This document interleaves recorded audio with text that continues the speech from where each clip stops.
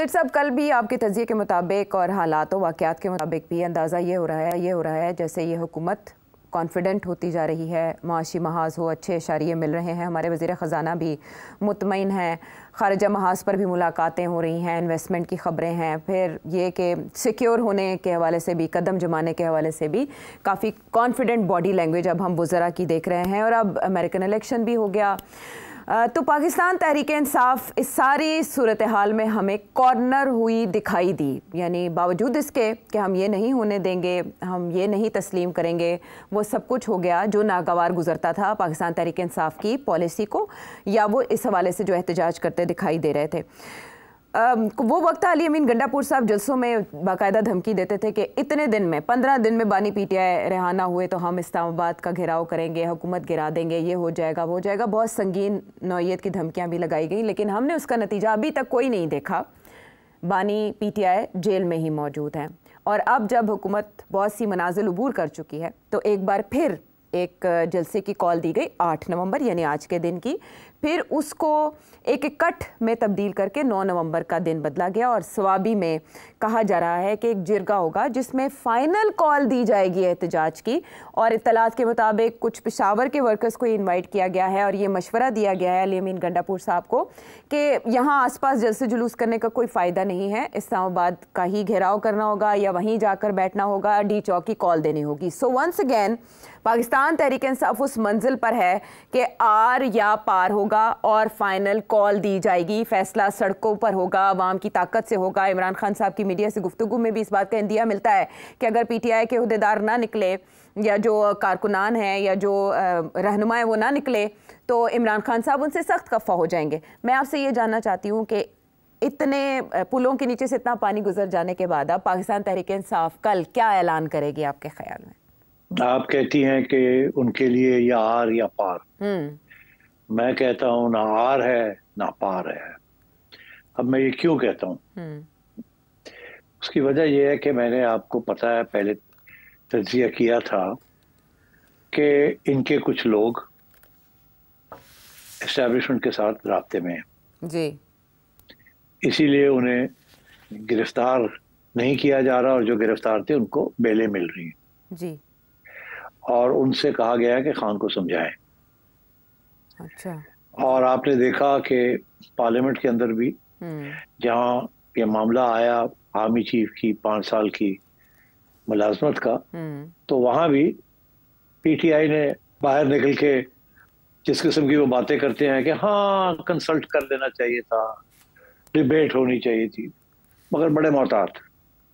तो इसका ये मतलब है कि बातचीत तो चल रही है, खान की नहीं मगर एस्टैब्लिशमेंट की और इनके कुछ लोगों की, जिनमें से गंडापुर साहब भी हैं, उनकी बहन भी है और एक दो और लोग भी हैं जिनका जिक्र पहले भी हमने किया है। अच्छा, अब सूरत हाल ये है कि खान साहब के लिए मसला ये है कि अगर वो अपने, वो अंग्रेजी का मुहावरा हाई हॉर्स, अगर वो अपने सफेद घोड़े से उतर के नीचे आते हैं जमीन पे तो बड़ा लॉस ऑफ फेथ होगा। बहुत से लोग मायूस हो जाएंगे, कहेंगे लो जी ऐसी डील हो गई है, बढ़ गए ऐसी थे, सारी कुर्बानियां कितने गई हैं, हम तो ये समझते थे होगा, वो समझते थे होगा। तो खान साहब अपने घोड़े से नीचे नहीं उतर सकते, उनके लिए वो सुइसाइडल होगी पॉलिटिकली। मगर साथ साथ जो इस वक्त जो उनका रवैया है और जो पॉलिसी है वो भी नहीं चल रही, तो अब करे क्या करें? पॉलिसी तब्दील करते हैं तो लॉस ऑफ फेथ होता है, वो यू टर्न जो है लोग मानेंगे नहीं, कहेंगे यार ये तो कोई यू टर्न नहीं है, ये तो बड़ी गड़बड़ है। और अगर नहीं करते तो फिर सूरत हाल तब्दील नहीं होती और लोग आहिस्ता आहिस्ता मायूस हो जाएंगे। और पहले अगर जलसे में 10,000 आते थे तो अब 3,000 आएंगे और फिर कल को 2,000 आएंगे और फिर 1,000 आएगा एंड सो ऑन। तो ये एक मुश्किल मरहला है खान साहब के लिए। और दूसरी तरफ वो स्टेबलाइज हो गए हैं, जैसे अभी आपने जिक्र किया जी, वो इतने स्टेबलाइज हो गए हैं कि सारे घूमना फिरना शुरू कर दिया उन्होंने। कोई इधर जा रहा है, कोई उधर जा रहा है, कोई हॉलिडे कर रहा है, कोई सैर सपाटे कर रहे हैं। तो मैं ये समझता हूँ कि खान साहब के लिए कुछ फैसले करने पड़ेंगे। अब वो फैसला क्या होगा मैं आपको बता देता हूँ और उसको कैसे ये आवाम तक पहुंचाएंगे और उसको निभाने की कोशिश करेंगे। वो फैसला यही होगा, ये जैसे अब ये जलसा करने जा रहे हैं अपने होम ग्राउंड में, जहाँ लोग इकट्ठे वट्ठे कर लेंगे ये, ठीक, वहां मशावरत वगैरह होगी और बड़ी फायरी स्पीचेस होंगी, और कभी खान साहब बाहर आ रहे हैं, हम सड़कों के ऊपर एहतजाज करेंगे, हम ये करेंगे वो करेंगे। मैंने कल भी कहा था आपसे कि बातें बड़ी लंबी चौड़ी होंगी, सड़कों की लड़ाई की बात होगी। खान साहब ने भी बड़े सख्त तरीके से कहा है, निकलो सारे बाहर, जो नहीं निकलेंगे उनको पार्टी से निकाल देंगे या टिकट नहीं देंगे एंड सो ऑन। ये बातें चलेंगी, मगर इसकी तरफ तवज्जो नहीं देनी चाहिए। तवज्जो देनी चाहिए कि ऑन द ग्राउंड करते क्या है जी। क्या ऑन द ग्राउंड इस्लामाबाद की तरफ रुख करेंगे? क्या सारी केपी की गवर्नमेंट जो है वो 10,000 बंदा लेके इस्लामाबाद के ऊपर चढ़ाई करेगी? ये देखें आप, अगर ये उस तरफ जाते हैं तो फिर अगला स्टेप ये है, ये देखें कि कहाँ रुक जाते हैं। अगर रुकते भी नहीं है और आगे जाते हैं तो फिर देखें कंटेनर्स को कैसे तोड़ तोड़ के आगे जाते हैं जी। अगर ये डी चौक तक नहीं पहुंच सकते और वहां बैठ नहीं सकते तो इसका ये मतलब है ये पहुंचना नहीं चाहते और बैठना नहीं चाहते, क्योंकि मौलाना तो जब चाहे पहुंच सकते हैं वहां, एक गमला भी नहीं टूटता और मौलाना पहुंच जाते हैं वहां। और अगर ये चाहे तो गमले तोड़े और पहुंच जाए वहां, तो कम से कम उससे पता चलेगा कि ये अब लड़ने के मूड में है। तो देखिए जिस किस्म की इनकलाबी बातें खान साहब कर रहे हैं, तो फिर उनकी जो प्रैक्टिस है ग्राउंड के ऊपर क्या करते हैं वो भी इनकलाबी होनी चाहिए ना। तो इनकलाब के अंदर तो सर भी फटते हैं और टांगे भी टूटती हैं और थोड़ा बहुत खून खराबा भी होता है, तो करके दिखाएं ताकि जज्बा आवाम का जो है वो बाहर निकले और पता चले सबको कि कोई डील नहीं है और मैं डटा हुआ हूं और कम हेलो हाई वाटर मैं लड़ूंगा और आवाम मेरे साथ है। अब अगर खान साहब भी तैयार हो जाए लड़ने के लिए और आवाम साथ ना हो तो फायदा क्या है? आवाम तैयार हो और खान साहब तैयार ना हो तो फायदा क्या है? तो मैं ये समझता हूँ कल बातें बड़ी होंगी, बड़े वादे होंगे, बड़े प्लान्स बनेंगे, मगर मेरा ख्याल है कि जो रियल प्लान है वो नहीं बनेगा। इधर उधर के प्लान्स बनेंगे, हम वहां भी ये करेंगे वहां भी ये करेंगे, मगर मेन इशू यही है कि क्या आप डी चौक जाएंगे, वहां जाके बैठेंगे, पार्लियामेंट का घेराव करेंगे या नहीं करेंगे। Anything less than that makes no difference to this government, no difference. तो इमरान खान साहब की रिहाई के लिए कोई डिफरेंस कैसे क्रिएट किया जा सकता है? देखिए खान साहब समझते हैं कि रिहाई एक तरीके से हो सकती है, उनके साथी जो है वो समझते हैं दो तरीके से हो सकती है। खान साहब ये समझते हैं कि जब तक लड़ाई नहीं होगी, सड़कों पे नहीं लोग निकलेंगे और खान साहब के लिए लड़ेंगे नहीं और सर नहीं फटेंगे तो उस वक्त तक खान साहब की रिहाई नहीं होगी। क्योंकि खान साहब के भी पहले दो तरीके थे, एक ये था और एक जुडिशरी थी। जुडिशरी न्यूट्रलाइज हो गई है, अब यही तरीका रह गया है। उधर खान साहब के जो सपोर्टर्स हैं वो भी यही समझते हैं कि बाहर निकलेंगे तो होगा कुछ, और दूसरा ये कि अब उनकी उम्मीदें हैं डोनाल्ड ट्रंप के ऊपर, और डोनाल्ड ट्रंप के ऊपर उम्मीदें हैं और वहाँ ये इनकी कोशिश है कि किसी तरीके के साथ अगले 2 माह में, अभी डोनाल्ड ट्रंप प्रेसिडेंट तो नहीं बना, तो उसके दौरान डोनाल्ड ट्रंप से कोई बयान ले लिया जाए और पाकिस्तान की गवर्नमेंट के ऊपर कुछ प्रेशर आ जाए, ताकि ये जो बातचीत चल रही है सेकंड लेवल पे, इस बातचीत के अंदर पीटीआई का वजन थोड़ा भारी हो जाए। आप मेरी बात समझ रहे हैं जी। अगर डोनाल्ड ट्रंप की तरफ से कोई बयान आ जाता है और ये बयान उससे कहते हैं कि दिलवा देते हैं, तो इनका ये ख्याल है कि उसके साथ इनका हाथ थोड़ा भारी हो जाएगा। दो बातें कहूंगा। पहली बात तो ये है कि ये मुमकिन है कि डोनाल्ड ट्रंप जो है ना इधर उधर का कोई बयान दे दे, मगर बिल्कुल ये पॉसिबल नहीं है कि उस बयान के साथ इनका हाथ भारी हो जाएगा, बिल्कुल नहीं होगा। उसकी वजह यह है कि आपकी गवर्नमेंट ने अपने पांव जमा लिए हैं और कोई भी अमेरिकन प्रेसिडेंट पाकिस्तान की इतनी अहमियत नहीं है कि वो करे कुछ। अब बात यह है कि डोनाल्ड ट्रंप बयान दे सकता है इस गोलमोल कि हाँ पाकिस्तान में जमहूरियत होनी चाहिए, लोगों को फेयर ट्रायल होनी चाहिए and so on and so fourth, मगर ये नहीं कि जी आप इमरान खान को निकालें नहीं तो मैं देख लूंगा आपको। ऐसी कोई बात नहीं, ऐसी कोई बात नहीं।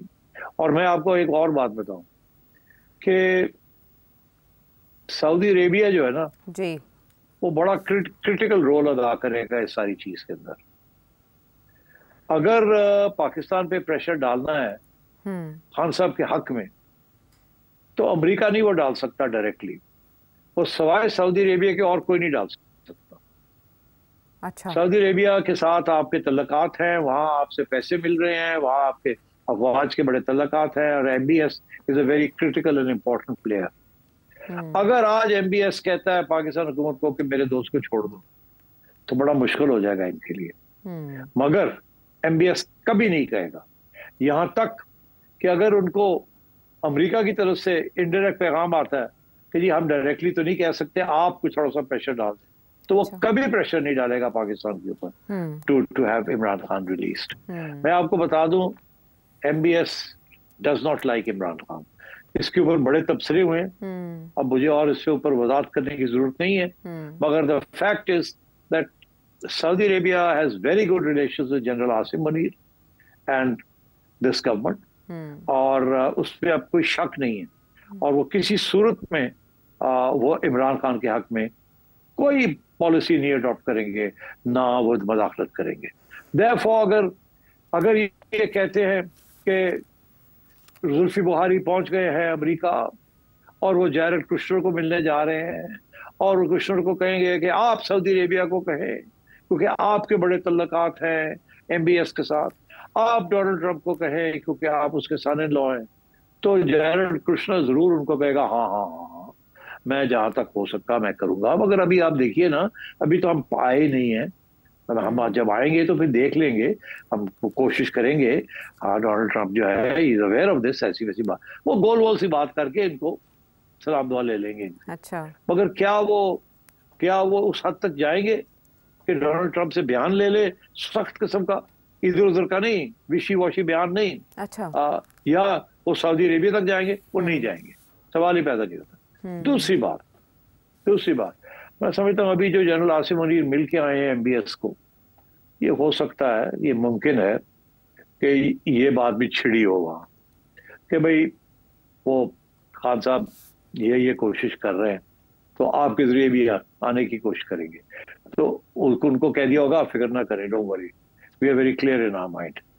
दूसरी चीज ये, आपको याद होगा कि जब डोनाल्ड ट्रंप नया आया था तो यहाँ तबसरे हो रहे थे कि डोनाल्ड ट्रंप जो है वो इंस्टीट्यूशंस के जरिए डिप्लोमेसी नहीं करता जितनी करनी चाहिए, और जाती तौर पे अपने पर्सनल रिलेशंस के ऊपर वो कुछ ना कुछ करता है।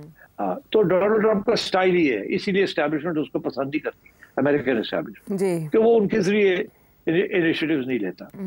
तो उस वक्त ये सोचा था कि फिर कोई हमें ऐसा एम्बेसडर रखना चाहिए जो कि जिसकी रीच हो टू डोनाल्ड ट्रंप। तो इसीलिए अली जहांगीर सिद्दीकी साहब जब 2018 में आए थे, तो उसका मकसद यही था कि राब्ते करें जैरेड कुश्नर के साथ। ठीक, तो हमारी भी यही कोशिश थी। तो मेरा ख्याल है अभी भी इमरान खान की तरफ से जुल्फी बुखारी परवाज पकड़ रहे हैं, और हो सकता है कि हमारी तरफ से अली सिद्दीकी, उनको परवाज उनकी भी आप शायद उनको आपको नजर आए। तो आई थिंक पाकिस्तान की हुकूमत और एस्टैब्लिशमेंट तैयार है कि अगर डोनाल्ड ट्रंप के ऊपर प्रेशर डालेंगे लॉबी के जरिए या पेड लॉबीज के जरिए या थ्रू पर्सनल कॉन्टैक्ट्स, तो काउंटर करने के लिए भी इनके पास पूरी तैयारी है। तो आई थिंक ये जो सारी उम्मीद लगाई बैठे हैं ना कि जो डोनाल्ड ट्रंप आएगा तो इमरान खान निकलेगा, इमरान खान निकलेगा अगर वो खुद कोई फैसले करेगा, और वो फैसले जो है एस्टैब्लिशमेंट के साथ बैठ के बिहाइंड द सीन्स वो तय करेगा, अदरवाइज इमरान खान नहीं निकलेगा। ठीक है, और ये जो फार्मूला है आपने बताया, ये क्यों आजमाया जा रहा है और कैसे आजमाया जा रहा है? बुशरा साहिबा, अलीमा खान साहिबा, इनकी रिहाई उसी का इशारा दे रही है, फिर अली अमीन गंडापुर साहब का भी किरदार। लेकिन जो दो अदर ऑप्शंस हैं, आप कह रहे हैं दोनों कामयाब नहीं होने जा रहे, ना एहतजाजी तहरीक और ना ही डोनाल्ड ट्रंप का अमेरिका का प्रेसिडेंट बन के पाकिस्तान पर इस हवाले से असरअंदाज होना। चले, ये एग्जॉस्ट हो गए दोनों ऑप्शंस।